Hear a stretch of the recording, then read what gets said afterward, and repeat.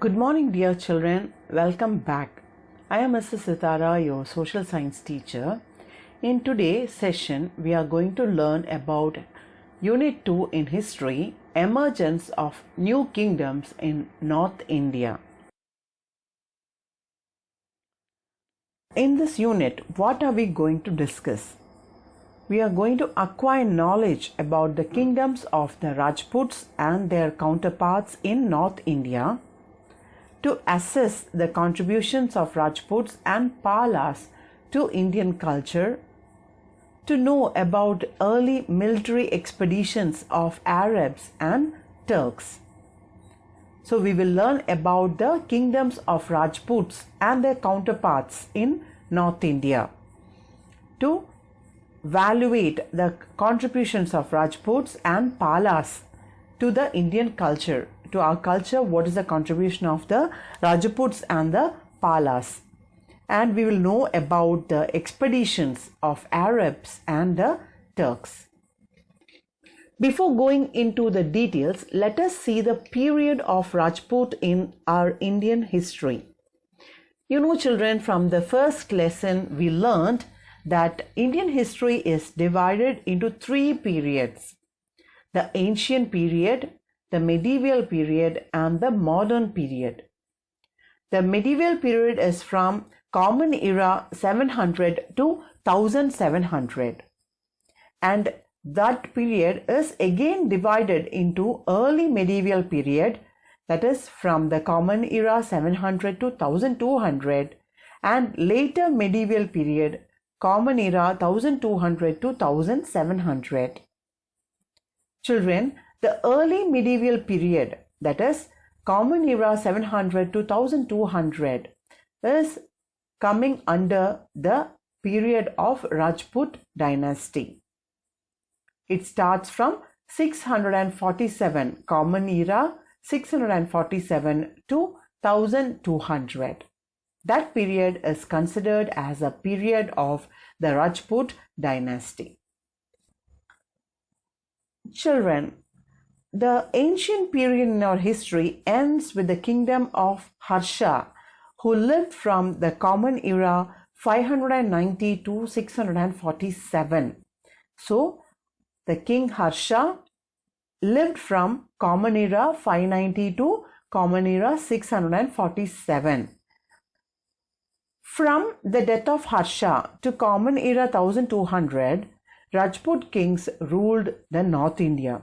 So, the North India was ruled by the Rajput kings from 647 to 1200 in the Common Era. That is after the passing away of the Harsha, the King Harsha. Now children, there were totally 36 Rajput rulers. How many were there? 36 were there who ruled from North India. We are going to learn about the Pratiharas, Palas, and the Chauhans. We are going to learn about the Pratiharas, Palas, and the Chauhans. In Palas, we learn only about Dharmapala and Mahipala. Come children, let us see the introduction. There are plenty of stories that speak of the valor and chivalry of the Rajputs. That is, there are so many stories we come across that speak volumes about the valor. Valor is the great courage in the face of a danger, especially in the battle. They were very brave men who could face the battle with great confidence. They were courageous and fearless in the battlefield. They were great warriors. Chivalry means the politeness or kindness and unselfish behavior, especially towards the women folk. The Rajput men honored their word, and women practiced sati, that is, giving oneself's life in the husband's funeral pyre. So we are able to listen, we are able to hear so much of stories about their valor and the chivalry of the Rajput kings. Rajput states formed a collective entity that was called Rajputana. So the Rajput state was collectively called as the Rajputana. So the collective entity was called as the Rajputana. Chittoor was prominent and had become the rallying point for all the Rajput clans. The place of importance was Chittoor. It was small compared to the Malwa and Gujarat. So Chittoor was smaller than the place of Malwa or Gujarat, which was ruled by the Guptas. It was small compared to the Malwa region and Gujarat of the Guptas, but Rajput ruled over these states. So Chittoor was the prominent one. In the commemoration of the victory of Rana of Chittoor over Malwa, the Jayastambha or the Tower of Victory was built in Chittoor. So Jayastambha, Jayastambha, Jayastambha was built to commemorate the victory of Rana of Chittoor over Malwa. As you can see in the picture, it is the best example of the architecture of the Rajputs. The Pratiharas and the Palas had established their powerful kingdoms in western India and in eastern India respectively. So children, in the western India, Pratiharas, and in the eastern India, the Palas had established their powers. By the 9th century, the Pratihara dynasty had progressed to such an extent that it called itself the sovereigns of Rajasthan and Kannauj. Sovereign means a supreme ruler. So by the 9th century, the Pratihara dynasty called themselves the sovereigns of Rajasthan and Kannauj. They were the kings, they were the only kings or the supreme kings of Rajasthan and Kannauj. The decline of Pratihara's kingdom led to the rise of Palas in Bengal and Chauhans in northwestern India.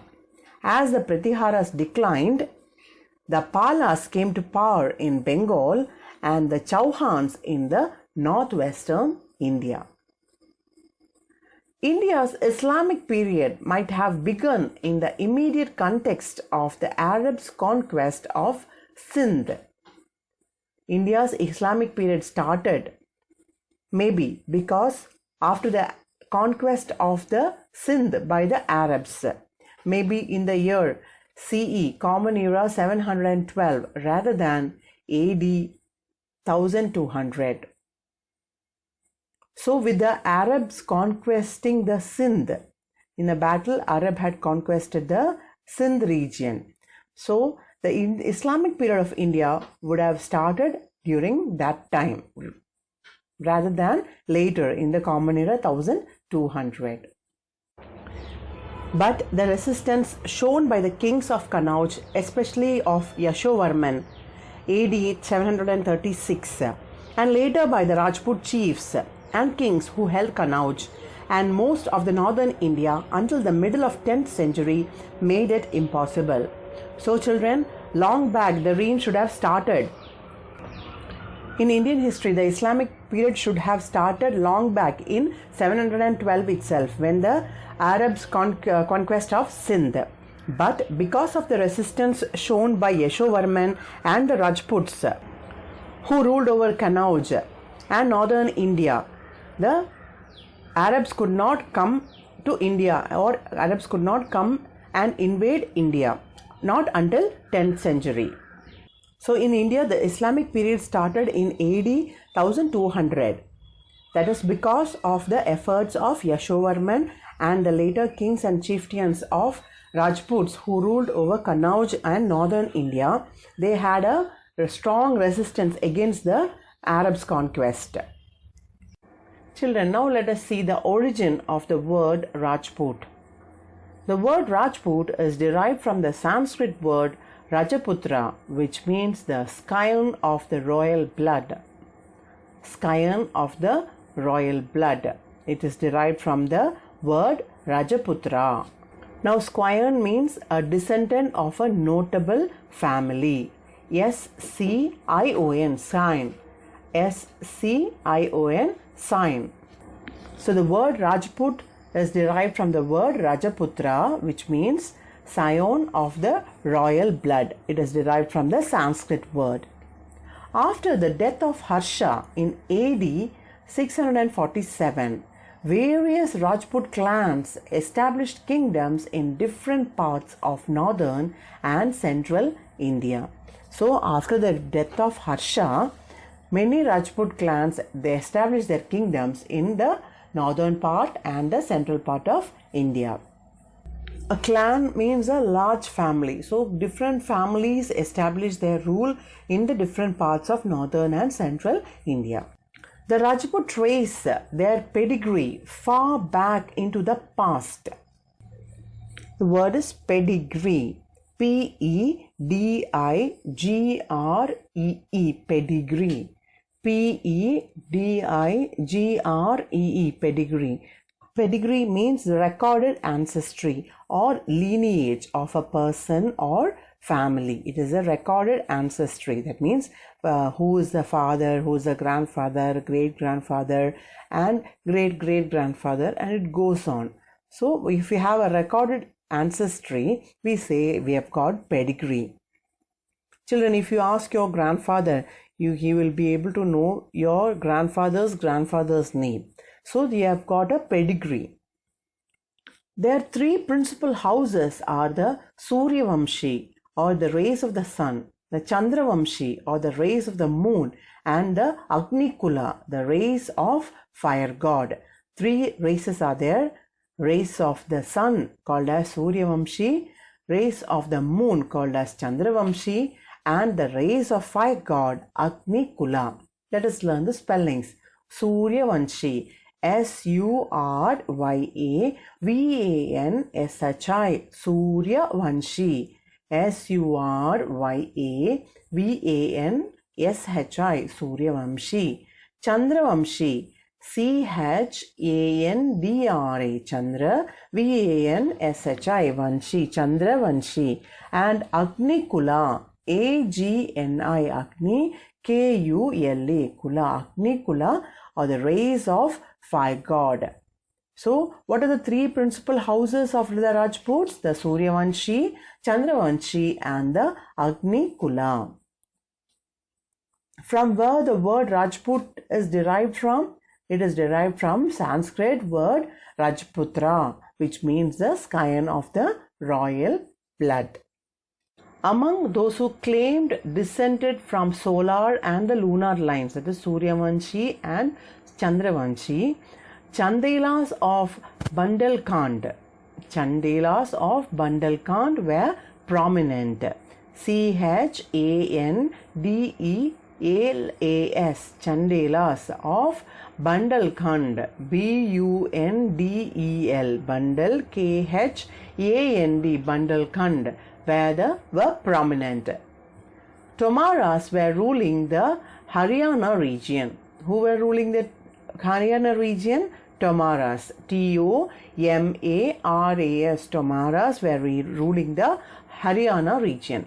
But they were overthrown by the Chauhans in the 12th century. Until they were overthrown or they were taken away from the power by the Chauhans in the 12th century, the Tomaras were ruling the Haryana region. 36 royal Rajput clans were listed by the Oriental scholar James Todd in AD Common Era 1829.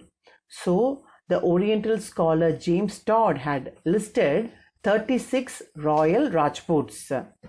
Among them, 4 claimed a special status: the Pratiharas, the Chauhans, Chalukyas, and the Paramaras of Pavars.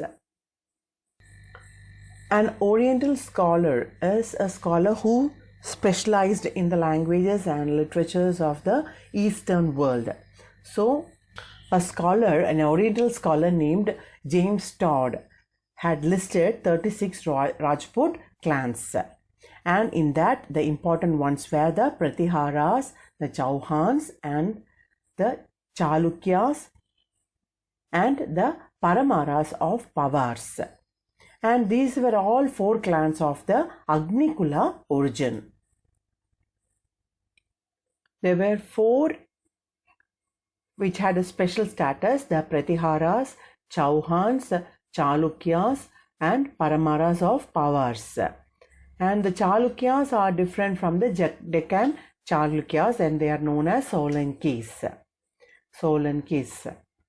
Okay. So learn the spellings, children. Pratihara, P-R-A-T-I-H-A-R-A-S, Pratiharas. P-R-A-T-I-H-A-R-A-S,